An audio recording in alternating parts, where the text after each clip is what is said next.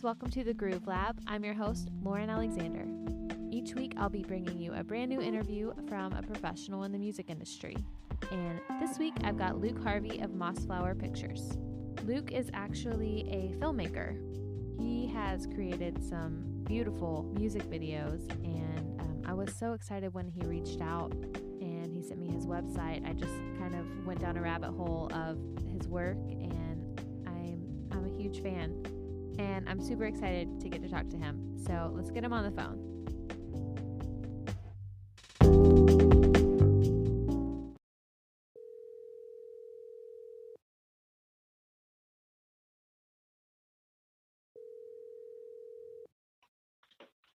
Hello. Hey, is this Luke? It is. I'm assuming this is Lauren. It is. How are you? I'm good. How about you? I'm good. What, baby?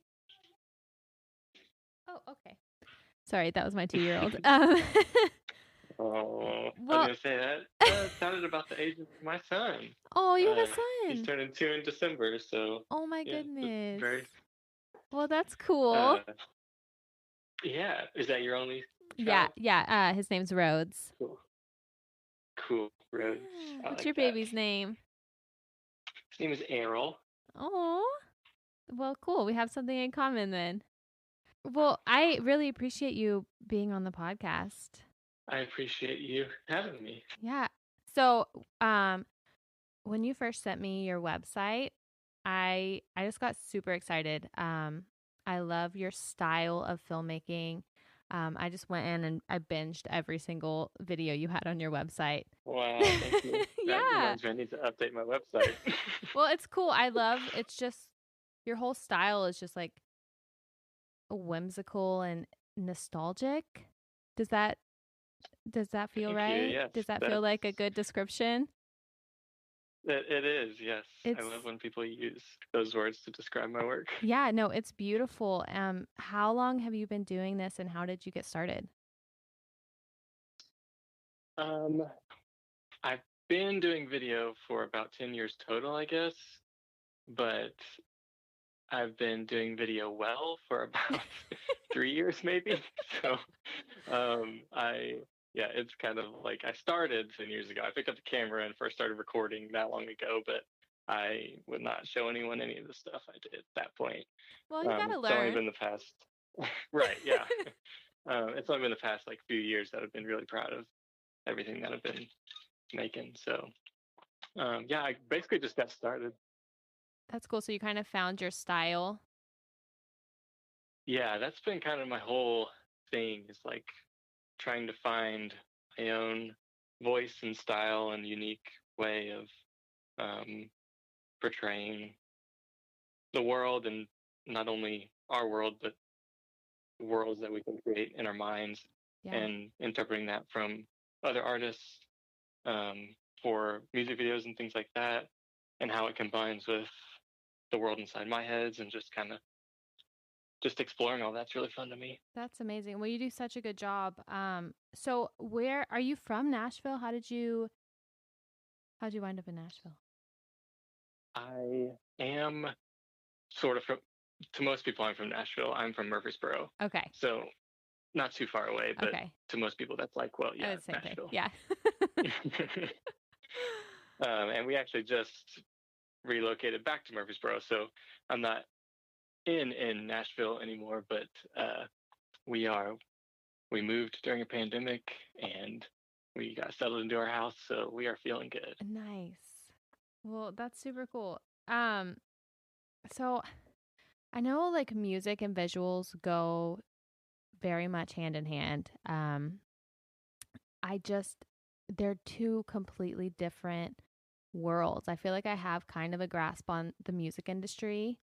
The filmmaking industry, no idea what's going on there. I can appreciate the art. Whatever. But I can really appreciate what you do and the art that you create. What is your approach when someone comes to you and says, "Hey, I've got the song, I want to make a video." Where do you go from there? That's a good question. I wish it was like a very specific answer. I guess I've kind of figured out how to, um,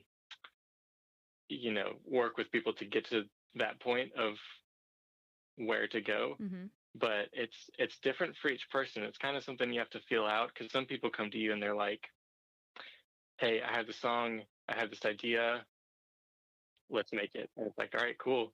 And then you're kind of just bringing that vision to life and obviously guiding them, since you have the experience on the video side of things. But some people are like, hey, I have the song. Or sometimes, surprisingly, I didn't think this would ever happen, but it's happened more than I thought it would. People will send me literally like a full EP or something and be like, hey, what songs do you like on here? What songs should we make a video for? What songs give you some kind of like visual um, ideas to go off of? That's cool. And then, yeah, because then I can kind of say like, oh, hey, I got some really cool ideas for this one. And then they're like, sweet, let's do it. Which is something that's really awesome. I didn't expect that to ever happen. And it's because I work with a lot of lower budget stuff too. So, I don't have a label coming saying, hey, this is our single, this is the release schedule and all that. I do some of that as well, but a lot of stuff I do is lower budget, where it's just like me and the artist sitting down, hashing stuff out. Well, I wanted to bring that up as well, and I can edit this out if you don't want to talk about like pricing. But I know that, there's a lot that goes into making, a film, but making a music video, I know there's lots of editing and lighting and all sorts of different things that I probably can't even comprehend. But I don't know, if someone, say, wanted to come to you and make a video, where do you go from there? Like, do you have like a starting point?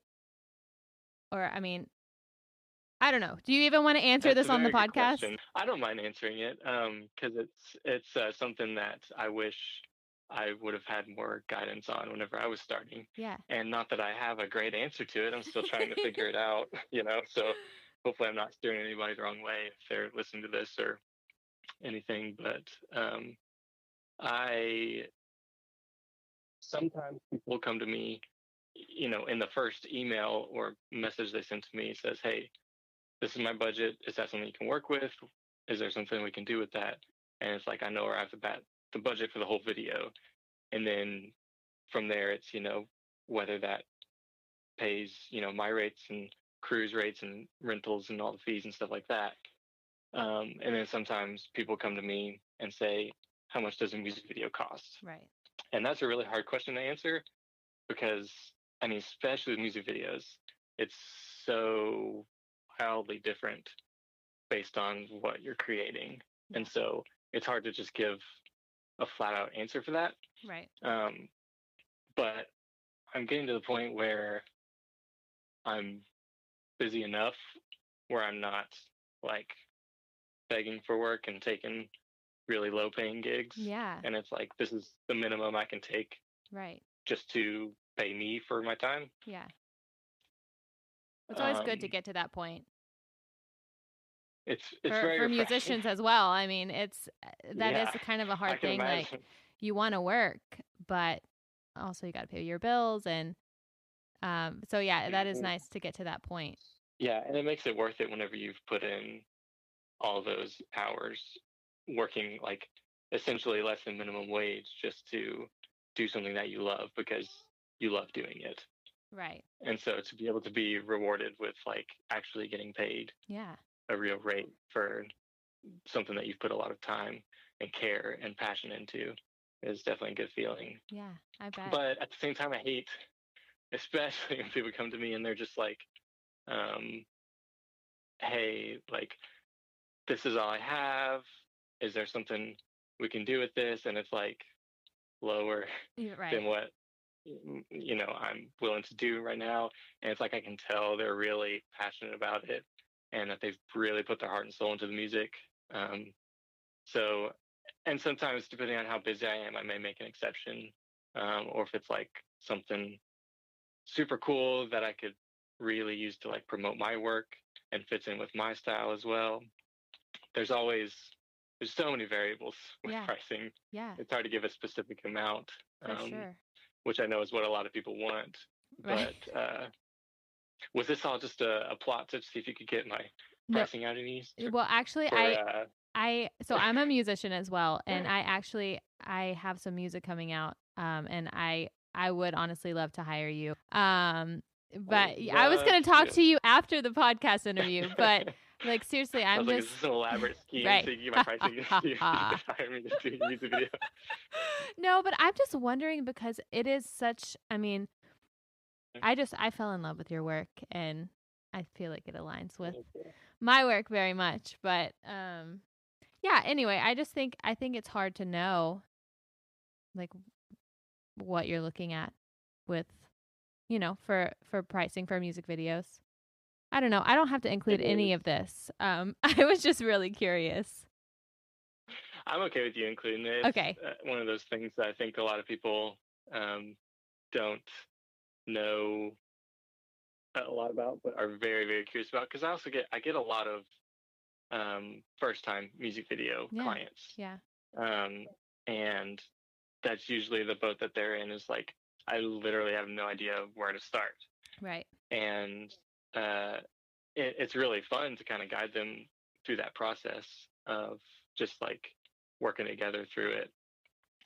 But it also can be hard, because the worst part about it, when you're working with individuals as opposed to like a label, is that it's their hard-earned money that's coming out of their pocket, and they feel every penny, and so it's like, oh, it costs $50 or $100 to rent this or that for this specific idea that we have to be able to achieve it. And I hate saying that, but it's also like, I can't take out of my rate to do that,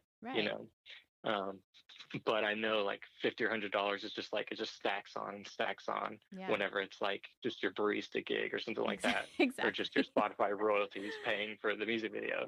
So it's like, it's really hard, and I'm trying to figure out myself how to like make it more cost effective and efficient for not just me, but for artists to really get the bang out of their butt. Because the biggest benefit that I can offer is creating a visual landscape to accompany the sonic landscape that you've taken so much time and care to create. And so it's something visual to accompany it, but I'm not a marketing agency. And so a lot of times people think that just because they make a cool video, they're all of a sudden, going to get a bunch of new followers and people listening to their music. And not that can't happen, but it's very unlikely that a video is going to go viral, even if it is like a kind of gimmicky viral type video. It's very possible it'll just fly under the radar, and people forget about it. Right. Well, I mean, that's kind of how it is, like making a single. Like, it is very, I mean, I don't want to say it's unlikely, but I mean, chances are, every song you release isn't going to be a huge hit. But it's nice to have that visual representation of yourself. I agree. And I think it's something that, for me personally as a listener, because I was a listener and lover of music and musician actually before I started making videos, I always am, and maybe it's just the way different people react with stuff, but like whenever I hear an album, I picture the album art, I picture the music video that was created with it. Like those visuals are in my mind, whether I'm looking at them at the time or not. Yeah. A good example of this recently is Washed Out's new album, Purple Noon is what it's called, and it has just the coolest like purple dusk sunset sky where he's just standing on this building with the moon up there, and it's just perfectly captures in that one image the mood and feeling and tone of the entire album, and it just like puts me in that place. And so that's like part of the fun of me, is creating those kinds of worlds for people to explore as they're listening. Yeah. No, I totally agree. So do you have maybe any advice for musicians that are wanting to get something done or choose a song for a video or anything? You have any advice? I would say, I think my advice would be to really, really figure out who you are visually, before you, maybe not necessarily before, but just be thinking about that so much, because it is so important, especially in this day and age where people are consuming all different forms of they're not just hearing you on the radio, they're seeing the album art on Spotify whenever they're scrolling, they're seeing your Instagram feed when they're on there, and they're seeing the visual content that you have on YouTube or any other social media. So it's something that you have to think about whether you want to or not. You have a style. If your style is that you don't think about your style is that you have no style. Essentially, like you have a style whether you like it or not, So you have to like be aware of it and conscious of it. Sure. And so figure that out, and then references, as many of those as you can have. Pinterest mood boards, music videos that you love. You don't even have to know what you like about them. Just something that the more the better from a director standpoint. Seeing all that stuff, you can kind of put it all together and see what matches up between those, and kind of funnel all that into this artist's unique style. Taking something from here, something from there, something from this one, and then making it your own. That's cool, because I'm sure it's hard to put into words. Like if I came at you and said I wanted this, this, and this, it'd probably be harder to come up with something without having some sort of visual to, Right. Yeah. And it can be bad for the client relationship too, because it's like, if it's just a verbal, hey, I like this, well, it's really hard to interpret visual stuff verbally. Yeah. And so you could think you're doing exactly what they're wanting, and then they look at it and they're like, that's not what I was wanting. And so having like as many references as possible so you're on the same page.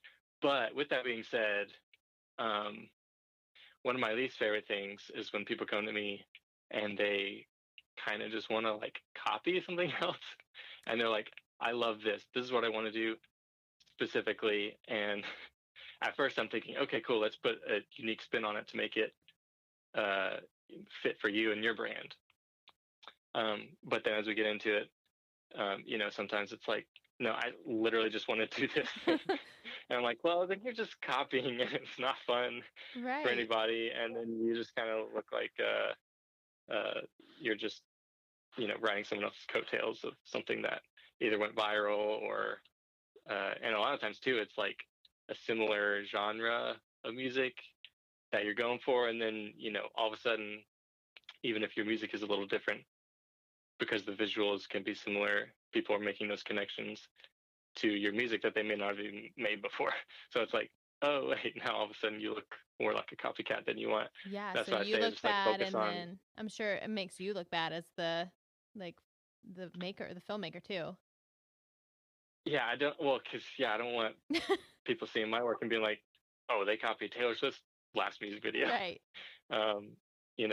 And so, not that Taylor Swift doesn't do cool stuff, or she has awesome music video directors that I would love to be able to achieve anything that they do. But, that's kind of, especially with like budgets that I'm working with too, is like, we don't have unlimited resources like Taylor Swift has. Right. So what can we do with what we have access to? And that's something to think about too. It's something, actually a music video I did recently looks way more expensive than it is, because the guy was looking for a bar to shoot it at, like a speakeasy type of looking thing.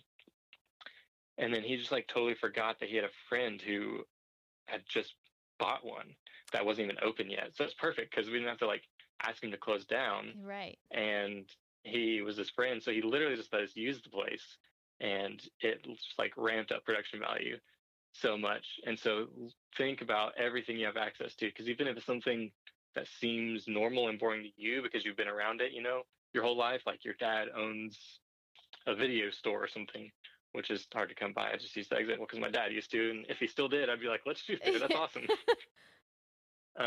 But like places that may be normal to you could be really cool. So thinking about that for locations and props and stuff that you might have access to is something to really get your money's worth. Yeah, that's a good point. I'm glad I asked you this because I've just been mainly interviewing musicians, and so I feel like because it's kind of different So. than It's one of those things I feel like it's kind of a different perspective. right. So even though I'm not, super fancy doing music videos, I feel like I probably have good advice for people in that situation because I do work with a lot of first-time music video clients and people who aren't signed to labels. So, and I'm sure being in Nashville, like it's hard to make money there as a musician. I lived there for a couple years, and I was like, I gotta get back to Texas because I can't pay my rent. It's like unless you've made it like pretty big, it is hard to, everyone wants to pay you in tips and dinner. Mm-hmm. Yeah, so I'm sure that does get hard there. Mm-hmm. Yeah, and I used to play music, and never. I mean, I think we made $100. Was the most we ever made. Yeah, and it was split between 4 band members, and we were like ecstatic. We were like, we got paid. Isn't that horrible? That's horrible. That's horrible. Yeah, no, I hate that. And that's like, even the band, one of the bands I used to be in, I'm still like good friends with them all, and that's actually how I got started doing music videos because I kind of wanted to just practice making videos, and they were putting out some new music and wanted a music video for it. So I literally just did one for free for them, just for fun, basically. And then just kind of put it out there, and people started seeing that. And then I did another one for them,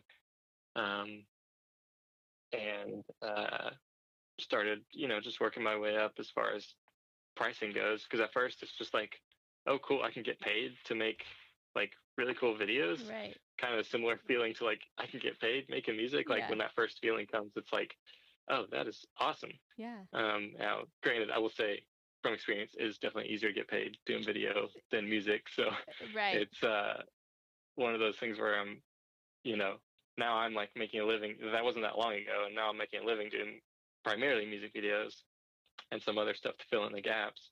And then like the band that I was in, they're still doing awesome. They're still putting out awesome music, and I haven't like talked to them about the financials, but I don't think they're making a living off of solely that. Yeah. And so it's hard, like sitting back and watching like musicians who are doing, I mean, arguably better art than what I'm doing, just in a different form, not be able to, make a living off of it or make money doing that. So I think resources like you doing this podcast and stuff like that to help people, make it a reality is really cool. Well, let me ask you this. I was going to say, I mean, right now it's like almost impossible to make money playing gigs with this pandemic. What has it been? Has it affected you much? Yes. Of course. It's not been like detrimental, and it's picking back up, but there for a while it was pretty bad. I was mostly just doing, it's a balance too, because like I want to be safe, but also like we were going through the process of selling our house and buying a new house and stuff, and it was like super stressful as it is, on top of all the delays and all that with the pandemic, plus just the work being unknown during that time was like so stressful. That's why we're just like such a weight lifted whenever we signed those papers and got in the house and everything. But it is yeah, it was pretty slow there for a while, and I was mostly doing just like at home editing. People would shoot stuff on their own or have me like recycle old footage that I'd shot for them, or using stock footage or something, and it'd just be me and my computer, which was um, not as fun either. Yeah.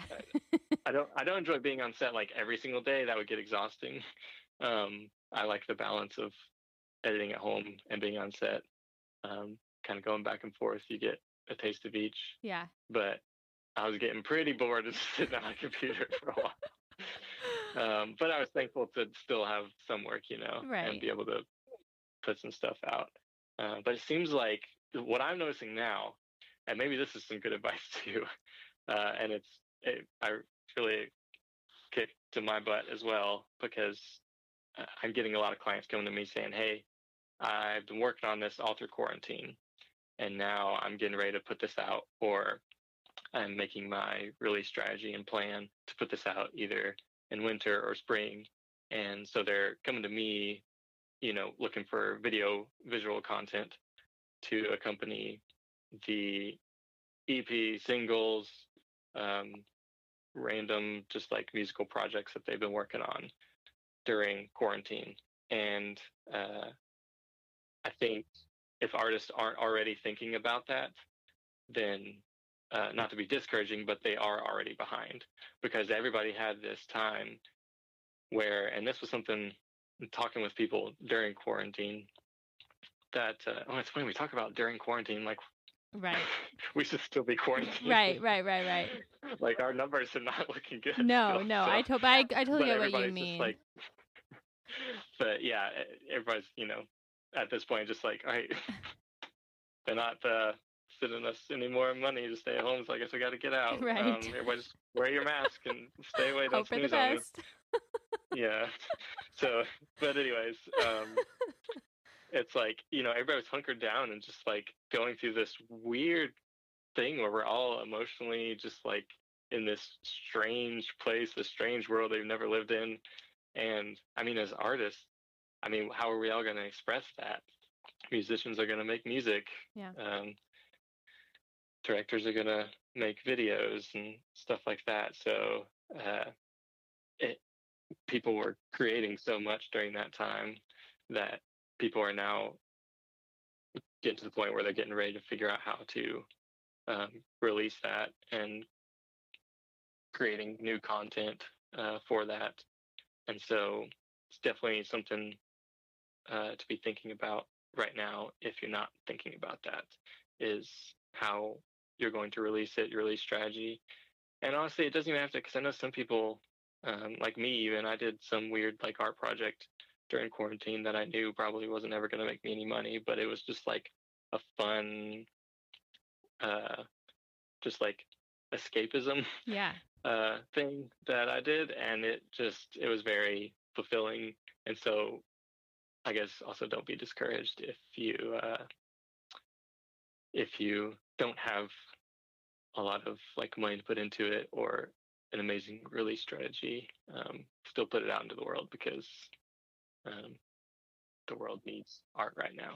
So for sure, now more than ever before. I've talked to a lot of people about like their experience with the quarantine, and people are either kind of just like being able to create and express themselves and make a good time out of it, and then there's people who just cannot comprehend what's happening. And I'll say for me, like, it's been hard with a 2-year-old at home. Usually I would get some breaks to like go be around other adults. But we're just at home. Like, we just hang out at home all day and watch Frozen. And so, yeah, no, but I totally agree. Like, you just gotta push through and use your time as best as you can. Yeah, I definitely know what you're feeling. Yeah. Because it's like, people are talking about, expressing to me how productive they've been creating stuff during quarantine.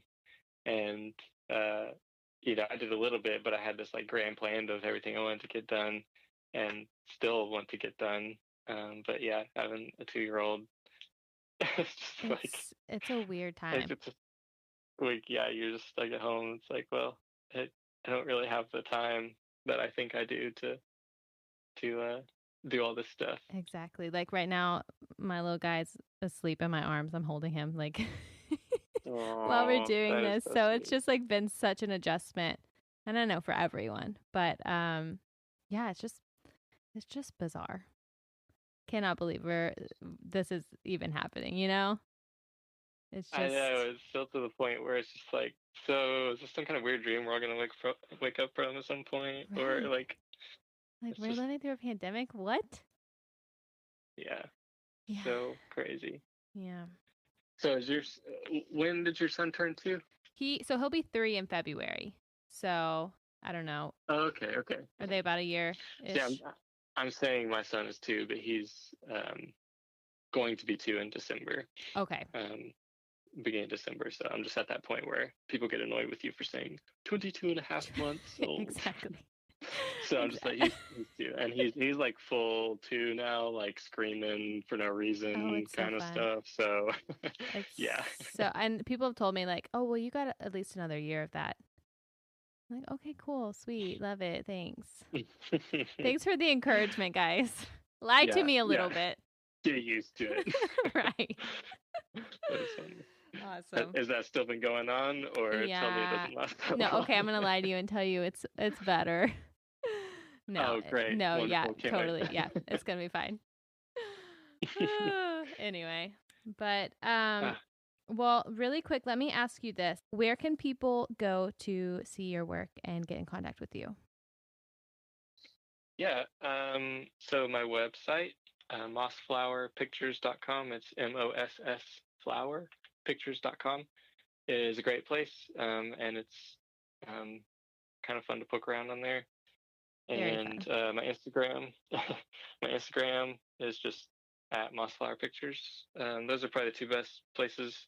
If you go on my Facebook, you can interact with my grandma on there. She's the one who's always liking and commenting on there. Aww. Shout out, Grandma. Hey, Grandma. That's adorable. But yeah, Instagram and the website is probably the best place to reach out to me. Cool. Well, for everyone listening, definitely be sure to check out Luke's website. There is just a ton of beautiful and inspiring work on there, and you definitely don't want to miss it. Thanks for listening to the Groove Lab podcast. Stay groovy.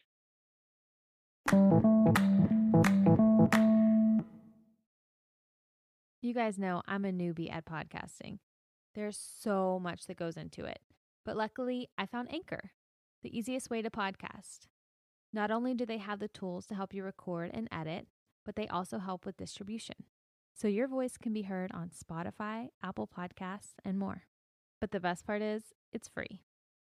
Everything you need to make a podcast all in one place. Make your voice heard.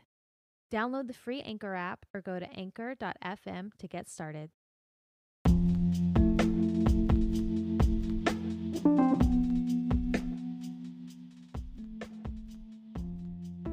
All right, Song of the Week time. This week's pick is Reach or Reason by Josh Rennie Hines. Josh was actually a guest on the podcast a few weeks back, so if you haven't heard that, definitely go check it out. I'll link it down below. I'm also going to put a link to a video that he did for this song. It's just honestly beautiful, and I'm super excited for him.